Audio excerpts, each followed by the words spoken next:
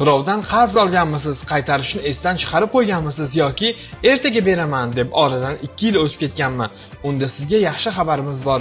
Yangi vijdon muzqaymog'ini yalasangiz, esingiz kirar ekan. Muzqaymoqdan foydalanganlar bilan gaplashdik. Poytaxtimizdagi Nurafshon Makro va Fatima Zahro masjidlarining o'rtasida joylashgan aka-uka marketda sotilayotgan ushbu muzqaymoqlarning xaridorlari ko'p. Ulardan birini suhbatimizga chorlaymiz. Assalomu alaykum. Assalomu alaykum. Siz ham vijdon muzqaymoqdan tatib ko'rdingizmi? Ha, tatib ko'rdim. Siz ham esingizga tushdimi qarz?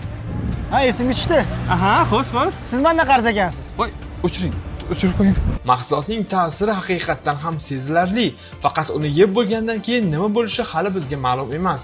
Ismingiz nima? Xondamir, Nechinchi sinfdasiz? 6-sinfda. Mana shu vijdon muzqaymoqdan tatib ko'rdingizmi? Ha, tatib Xo'p, ko'rdim. sizda nima o'zgarishlar bo'ldi? Hech narsa o'zgargani yo'q. Qanaqa ekan bu? Mazali. Ha, demak bu ukamizda vijdon tabiiy ravishda o'zlarining vijdoni hali bor ekan, vijdonlar hali yo'qolib qolmagan ekan. Yoqimli ishtaha. Rahmat. Ko'rinib turibdiki, muzqaymoqqa qiziqish bor, ayniqsa qarz olganlar emas, qarz berganlar orasida. Chunki ularning aytishicha, vijdonning ta'siri tugamasdan oldin qarzini eslab qolgan odamdan pulni qaytarib olish osonroq. Kechirasiz, siz ham muzqaymoqqa navbat kutyapsizmi? Ha. Demak siz ham vijdon muzqaymoqdan tatib ko'rmoqchisiz. Yo'q, menga vijdon kerak emas. Tinchgina yuribman.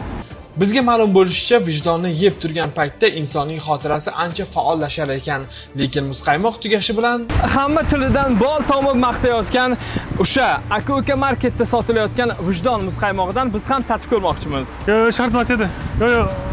Iltimos. Nimaga? Kelaman Yeb qo'yib ko'ringchi. Anaqa shamollab qolarding, Parviz. Behruz, o'chir kamerani. Qarzing qachon berasan? Mendan o'tgan hafta qarz olding-a? Ey, Parviz Fattoyev, Behruz Hamroyev, Sherzod Abdullayev, Pista News uchun maxsus.